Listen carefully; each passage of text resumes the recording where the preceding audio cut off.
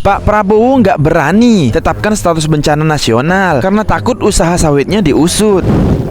Dan akhirnya Pak Prabowo berkunjung ke Aceh untuk melihat kondisi korban bencana. Nah, tapi ada alasannya cuy. Dan kalian ingat lah ya, video debat Prabowo dengan Jokowi viral lagi. Saya tahu Pak Prabowo memiliki lahan yang sangat luas di Kalimantan Timur. Itu benar, tapi itu adalah HGU, itu adalah milik negara.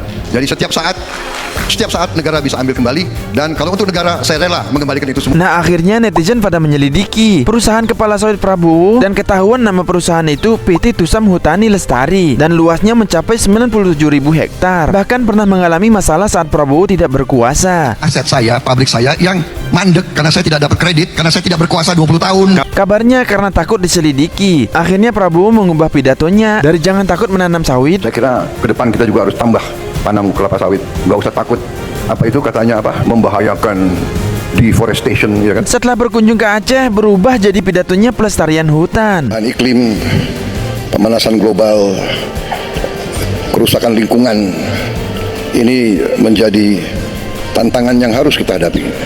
Tapi setelah beberapa hari kembali lagi ke setelan awal. Prabowo bilang telah diberikan karunia karena diberikan kelapa sawit. Kita diberi karunia oleh Yang Maha Kuasa. Kita punya kelapa sawit.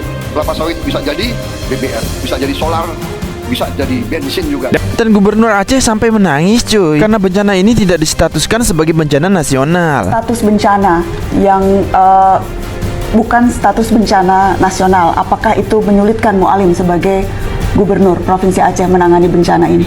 Ya, saya pada prinsipnya tidak hanya berusaha, hanya berdoa.